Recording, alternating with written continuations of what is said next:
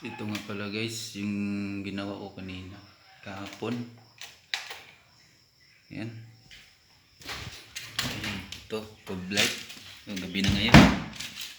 Ito.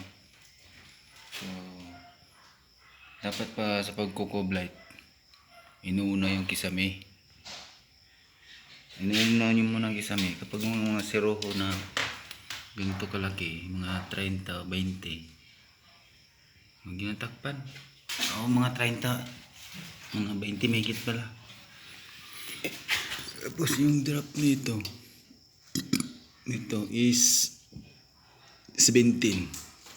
Ito, mula dito hanggang dito 17. Mula kisame po ito.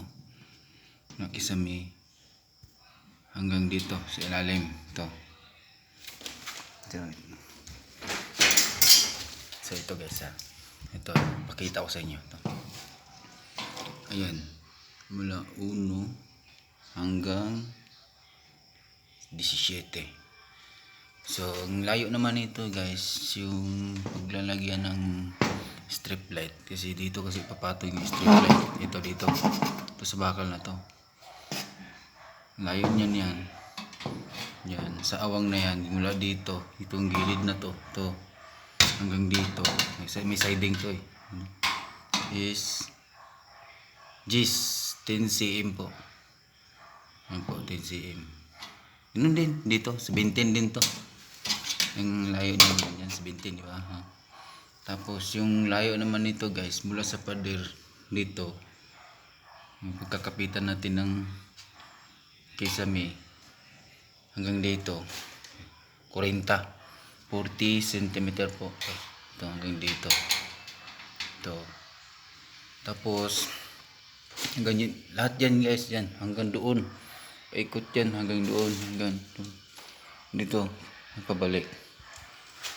So, pag ganyan guys, kung may mga pin light, mag-abang na kayo dito ng ito, wire para sa pin light at saka wire din para sa strip light.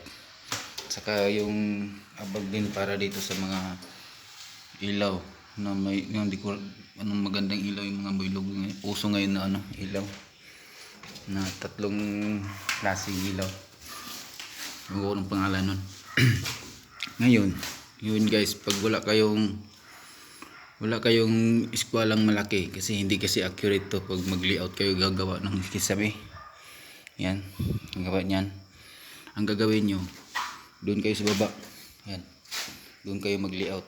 Plywood ang gamitin nyo o hardiplex. Yan, sukatan nyo yan dyan hanggang doon, kabilang dulo. Doon. Yan, sukat, sintruhan nyo po. Tapos yung kabila din doon sa dulo na yun, hanggang doon kabilang dulo, sentruhan nyo rin. Yan, sentruhan nyo. Tapos dito, sentruhan nyo lahat. Yan, sentruhan nyo. Paikot. Sentruhan nyo lahat, paikot. Ngayon, yung kabilang dulo nito, tsaka yung doon, batakan nyo ng tangsi. Nakuha nyo ba? Batakan nyo ng tangsi. Mula dito hanggang doon, batakan nyo ng tangsi. Tapos yung sintro, dyan, ilapag nyo yung hardiplex. Yung sintro na yan, ilapag nyo yung hardiplex pag ganyan, hanggang doon. Doon. Kung alin yung tama yung kabilang dulo doon, sa kabilang dulo ng plywood, itong ganito, itong dulo, tumama sa tangsi, yun ang iskulado. Yun, hulugan nyo yun, yung dulo na yun, dyan sa gitna, hulugan nyo yun, dalhin nyo dito sa taas. Sa kabilang dulo din, dalhin nyo sa taas. At saka yung kabilang dulo ng hardiplex doon. Doon, sa simento na yun, doon. Wala doon. Yung kabilang, ilagyan nyo din. Hulugan nyo rin. Dalhin nyo dito sa taas.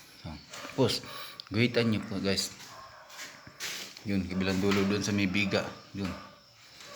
Kung mahulog kayo doon, kailangan yung tangsi nyo, diretso, yung diretso nyo doon, yung tatama doon sa biga, para doon kayo sa biga kukuha ng guhit. Sa patamaan nyo na lang din, kung hulog dito, yan, may mga bakal dyan sa taas, guhitan nyo, patamaan nyo na lang ng tangsi, yan, diretso doon. Yung kabilang dulo naman doon, patamaan nyo rin ng tangsi, yung mga guhit na hinulugan nyo. Yun na yung eskwela para madali lang. Hindi kayo mahirapan mag-layout sa wala kayong eskwalang malaki. Huwag mga ganitong eskwela kasi maliit, hindi accurate. So ngayon, yun muna ang naituturo ko sa inyo. Basta tandaan nyo lagi, ito. Huwag niyo munang kubiran to, huli na to. Mas mainam na unahin nyo itong sa loob, itong dito. Unahin nyo to. Lagyan nyo ng hardiplex. Yan, sagad po yan dyan. Kung maaari, ang hardiplex yung maaari hanggang dito po. Ito, lalim to. Yan, nakatayo. Yan. Tabasan nyo na lang to, itong dito, sa loob. Para yung hardiplex, diretso dito. Walang problema kung may butas kasi may harang naman to dito. Kahit tabasan nyo ganyan, hindi kayo mahirapan. Unahin nyo muna to, yung lagi ito. Hanggang doon sa dulo. Ihuli nyo yung dito. Tapos, pag malagyan nyo ng siding to, ito. Ayan, paikot. Hindi to naman sa labas. Hindi to. Hindi to po. Ha? Hindi to. Hanggang doon. Maglagay kayo ng 7 cm. Yan po. Para may makubli yung dito. Makubli yung ilaw. Yan. May magpagtaguan pa sa ilaw dito. Yan. Kita nyo po. Yan. 7 cm. Yan. May 2 cm nakalagpas sa taas. Yan. Yan. Yung 2 cm na yan. Yan. Diyan tatago ang ilaw. Yan. Hanggang doon. Lagyan nyo doon. Yan. Nakaganyan yan. 7 cm hanggang doon dulo. Pagkatapos po, pag okay na pong lahat, sakan po na yung takpan dito. Ito. Takpan nyo na po dyan. Dito, panghuli to. Kahit na, kasi hindi naman natin nalaman na itong wuling na to is perfect 100% na eskwalado to. Hanggang doon. Hindi po. Kita nyo naman po. Yan o. Yan. May awang yung ilalim. Yan po, hindi po eskwalado yan. Ang gagawin nyo po, 40 to ang haba nito, di ba? Ito 40 at saka dito, mula dito sa pader hanggang dito. Ang gagawin nyo, magpasobra kayo ng 50. Pasobra kayo ng 10 cm. Tapos, pag mag-cut nyo ng 10 cm, naka-overlap yun dito, sobra. Ang problema yun, huwag nyo muna isipin yun. Siruhuin nyo muna yun dito. Yan. Kuha nyo ba? Kuha nyo yung siruho to dito. Tapos, kabit nyo na dito sila, yung multiplex. Tapos pag may lumagpas dito, mahirap nga lang yun. Pag may lumagpas dito, siguro mga 5, yun ang tatabasin nyo grinder. So take note, mahirap yun. Pero yun ang pinaka the best na gawa. Hindi kayo mahirapan. Mahirapan kayo dito lang sa pag-grinder. Pero yung dito, kasi minsan pag i-0-0 mo hanggang dito, minsan nagkukulang dito. Dito laking awang yan. Hindi naman din malaki ang tapa lang sa sa skim coat dito sa kasi malaking awa. O di kay stick wheel, pwede may stick wheel, hindi naman yung guma stick wheel, parang kahoy yan pag matuyo. Tapos yung mga the best dito, lagyan nyo na ng yung kanto na to kanto, yung sakali mang skim coat talaga maganda dito. Tapos lagyan mo ng hardiplex.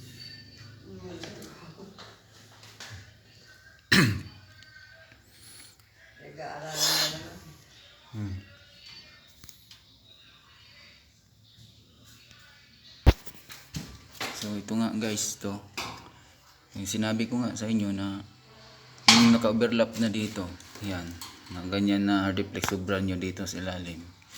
Gayatin nyo na ng yung grinder, stick nut po, magmas po kayo at saka mag-gaggle kayo, yung tinted na gaggle na yung puti na yung kitang kita yung itong, huwag yung malabo, huwag yung mga dark glass ha.